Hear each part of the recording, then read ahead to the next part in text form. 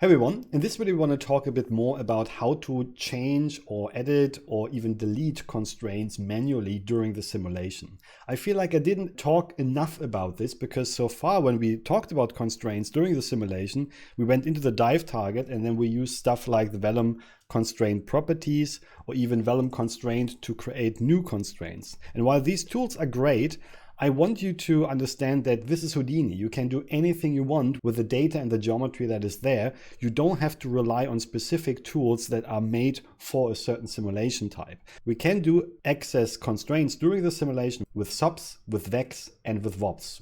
And I think it's important for all kinds of problems to be able to do that because certain things are not possible, for example, with the Vellum constraint properties. So for example, what we want to do here is we want to manually delete certain constraints during the simulation. So what I have here is a couple of strands, a couple of ribbons that are supposed to hang on the ceiling. Currently it's just cloth created here. But what we want to do now is we want to attach it to the top. Let's quickly do this with an attach to geometry constraint, and then of course we have to be careful. The constraint will constrain everything on our geometry, but we only want to constrain the top. So let's use a max distance. There you go, something like that. And now we only have it at the top. And then I added a little bit of a pop force. I added it in our dive target. Well, I added it to the source, which means it's in the post solve. So this will happen after one frame is simulated for the next frame. So actually, usually you put it into the force, but as you can see, it doesn't really matter. It's just a pre-solve and a post-solve. So before the calculation or after the calculation, but it doesn't really matter. And if we run this now, we can see our ribbons are hanging on the ceiling with a little bit of noise on top of that.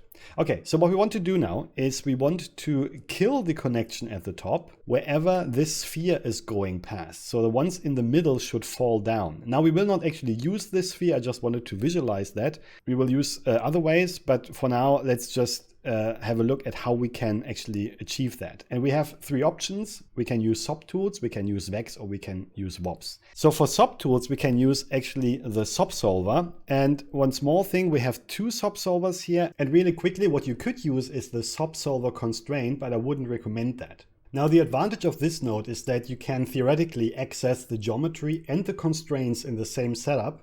And also, because it's in a compiled block, it's theoretically faster. But in my experience, that's both most of the time unnecessary and makes the whole setup a lot more complicated. So I will stick with the classical subsolver, which also helps us to talk about one important concept, and that is the geometry data name. Because a subsolver by default will change the geometry of our simulation, so our ribbons, but we want to change the constraints. And as you can see in the geometry spreadsheet of our dot network, the Vellum object consists of geometry and constraint geometry, and this is where our constraints live. So if we want to change the constraints with our subsolver, we have to change the data name as well to constraint geometry, which is exactly the way it's written here. Be careful that the spelling is right, so upper C and upper G. And if we go in now, we can see we can change the constraints only with any tools we want. And just to test this, let's quickly just run a blast to delete all constraints and look from the outside. That's always important. When you change something in the dive target, make sure you look at the result from outside. So let's pin that. And if I press start, you can see, okay, all the constraints are deleted, but that's not what we wanted because, as you can see, even our cloth constraints are deleted. So we want to be more specific. Let's have a look at what constraints we have here. Let's look into the primitives, and I already filter for this. So the attribute we're looking for is type. And then we can see we have a distance, an attach, and a bend constraint. Now the distance and the bend constraints come from the Vellum cloth. This is the stretch constraint and the bend constraint. And the attach, of course, is coming from the Vellum attach. So this is the only one we want to delete. So let's make sure that when we use the blast, we just put into the group, we only want to change the ones that have attach in the type name. And if we run this now from outside again, and we run this, you can see it falls down, but the cloth itself stays intact. So great, so far this works. At this point, we basically have it solved, but let's be more specific. We could, for example, use a group instead. What you have to be careful is that you always should work with the constraint primitives. Never try to delete the points. Here I actually did it with guess from group, and I was lucky that it works, but I would always make sure that you set it to primitives, and that's also true when, for example, we want to work with a group, because in this case I don't want to use the sphere that I can still see from outside. I want to create my own bounding region, and let's actually unpin this now with a bounding sphere and want to animate that. So when you look through it and press enter, there's our bounding sphere. Let's make it a bit bigger, and let's really quickly animate it in a similar fashion. So it moves from the beginning here in roughly 50 frames. And actually, to do this properly, let's quickly deactivate simulations. There you go. And do another keyframe. And now we should have this group bounding box animated. Great. So let's call this kill group. And let's make sure that this is actually a primitive group. And we want to use this group instead, so that we only kill the primitives that are inside of that sphere. Now I wasn't careful enough, because if I go back and activate the simulation and delete the cache, and now you can see all kinds of horrible things happen. And that is because I wasn't careful. In the group currently, I am deleting more than I wanted. So let's make sure to add a base group and say, okay, we want to combine our bounding regions with the type.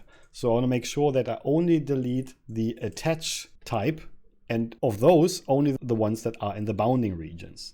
So let's give that a try again. You can see the cloth is falling down. There you go. Only the ones that are in the way of the sphere. So this is something that, to achieve something like that, even though it looks pretty horrible, you would need to understand all these things, how to only attack specific constraints and how to handle them. Okay, now let's do the same thing with Vex. First of all, there is no primitive wrangle in the dive target or in a DOP network. We only have a pop wrangle, which we can't use here because a pop wrangle only handles points. But as an alternative, there is a geometry wrangle, and this can handle everything, including primitives. So let's make sure that we actually handle primitives. And now I just want to delete all the primitives. So remove prim, and I want to kill the current prim, including its points. This is something we talked about in the next chapter. And I wasn't careful enough, because now again, I deleted all the constraints. No, wait a minute. Actually, I deleted all primitives. And you can see that my ribbons disappeared. And the reason for that is I forgot to change the data binding. So in the geometry wrangle, of course, currently by default, the geometry is changed as well. But we want to change only the constraints specifically. So let's try this again. And if I run this, still I was wrong, because I deleted now the constraint primitives, but I deleted all of them. So again, I have to be specific and say in the group, I only want to delete the primitives of the constraints of the type attach. And when we press start now, we can see that all the attached constraints are deleted. Okay, so now let's make sure that we actually only delete the ones that are in the path of our sphere. And this time we can actually use our sphere here. So let's just Control C, so copy this node, because we can now in the geometry wrangle use the inputs to reference to that node. Because as you can see, the geometry wrangle only has one input, so you can't directly, plug something in, but under inputs you can tell what the inputs would be. So for example, the second input we put in our subpath of our sphere, and now we can access it as if it was in the second input. So to do this, and I will not explain every single line in detail, what we want to read out is the closest point on the surface of our sphere. So we use minpos and we save it into a vector. So minpos of the second input based on my current position. And then we want to calculate how far away my current position is. And the current position is actually the center of the primitive. So a float dist, let's call it, is the distance between that surface position and my own position. Again, the center of the constraint, which is not super accurate, but it's good enough for now. And if that distance is smaller than, let's say, 0.1, which is just the number I come up with, we delete the primitive. Let's see if that did something. And when I press start, yeah, you can see it deletes primitives. But it's not super accurate because some constraint seems to not being deleted. I assume that's because of the distance, because the distance is not super accurate here because we're only using the surface, not the inside of the sphere. Maybe a good alternative here would be to create an SDF and then read that out. Maybe that's could be a challenge for you. But I don't want to waste too much time on this, so let's change this to 0.3 and let's have a look again. And now with a higher distance, this should work. And yeah, you can see this is perfectly fine. Okay, so if you didn't understand that code, that's fine. Then have a look at the Vex chapter again, because all of this is explained there. Let's move on and let's now look into VOPs. And just like with Vex, there's also a geometry VOP that we can use. And as usual, first let's make sure that we change the primitives, also that this is changing the constraint geometry. And now when we go in, we can do just like with Vex, a remove primitive. And this takes the handle, which is the geometry, which is the current one, then the primitive number, which we can just take from here. Then it asks us, just like in Vex, if we want to delete the points that come with a primitive. So what should happen now is it deletes the constraints. Let's see if that worked. Yes, but again, it deletes all the constraints. So just like before, I forgot to add the group. So let's steal this. We want to make sure to only delete the attach type constraints. And if I run this again now, the cloth constraints stay intact. Brilliant. So this is the point where I have to be honest. I actually failed to now work with any kind of sphere here. This is something where I was a bit baffled that I couldn't figure this out. I do not know how to make sure that the remove prim only works on a certain primitive. So I tried the if block here, but honestly, I couldn't make this work. And then I Googled online and couldn't find anything anywhere, which really surprised me. To be honest, that's a bit of a sign for me that VOPs is maybe not such a great tool, just like I personally think. I'm not a big fan of VOPs, unless of course we're talking about noises. If you know how to do this, or if you know a tutorial where this is shown, please seriously let me know, then I can update this video. But honestly, I couldn't figure it out. I just want to be honest here and don't lie to you. So I'm not sure how to make this work in VOPs. Anyway, what I know how to do with VOPs is how to edit constraints. So in the last example, we deleted constraints, but let me quickly show you a nice little idea that a student once had. And that is having basically a plastic bag around our geometry, our toy here, and I want it to shrink. So this is a cloth constraint, and we want to change the rest length of that constraint to basically go tighter and tighter around our toy. Now, again, we could do this in many ways. So let's use a subsolver first. Let's make sure that we use the constraint geometry. And then one way of doing this, we could do this directly here with a wrangle, but that would be pointless because I will look at the wrangle next. So I decided let's do it with an attribute adjust float. And here what we want to change is the rest length. Now the rest length of what? We could actually specify this and in the group. So we could here put in, for example, type distance, but I noticed when you do this for bend and distance, this works fine. So this time I'm just lazy. And what we want to do is we want to multiply the rest length that we have for all the constraints for every single frame by a number, let's say 0.99, which means every single frame we will lose 1% of the rest length. So by 1% every frame, it will shrink down. So let's see if that worked. And you can see that it doesn't work. So first of all, what I would do is let's turn off the gravity. Let's try it again. No, it's not working. So let's see what we did wrong. So first of all is subsolver. This is changing the constraint geometry. Okay. And then an attribute adjust float. And now I found it. The rest length is an attribute that lives on the primitives. Okay. So let's try this again. Let's look from outside because for some reason that's necessary. And then we press start. And yeah, and you can see now it works and it shrinks down further and further and further. And at some point it becomes a bit extreme, but you know, I found it a very interesting little idea that a student once had. Okay, cool. So let's do this again with Vex maybe. So this time we use a geometry wrangle again.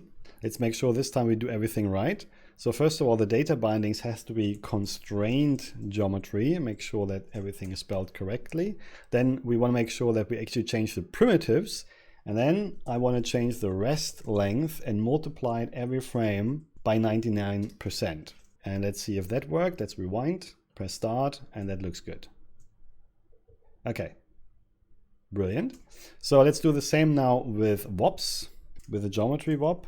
And this time this is easy because all this is we have to bring in the attribute because it doesn't show up here on our global list. So we have to use a bind, which is a float, and it's called rest length. And we want to multiply this with a constant every frame. And that constant should be 0.99.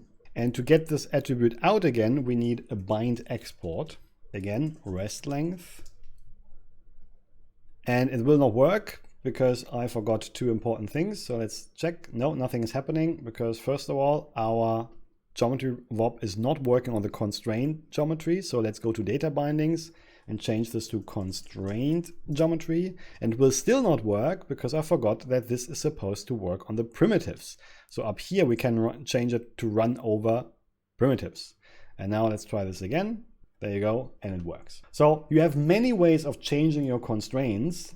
This was basically just a reminder that you have this possibility. You can delete them, you can edit them, you can theoretically even create them, but this is pretty advanced. For that, I would actually, personally, if I can, always use the Vellum constraints. But technically, you could even do that by creating the constraints procedurally yourself, but this is pretty advanced. I'm not going to show this here. And being able to change the constraints any way you want allows you to then, solve any problem that might come your way. And this is also very important because in the next chapter, we will talk about the RBD system. And the RBD system, just like Vellum, has constraints as well. And they follow the same rules. So if you know how to handle constraints in any way you want for Vellum, you will also be able to deal much better with them in the RBD system. So it's worth practicing this a little bit because constraints play a big role in multiple simulation types. So I hope this is helpful. Thanks very much and see you later. Cheers.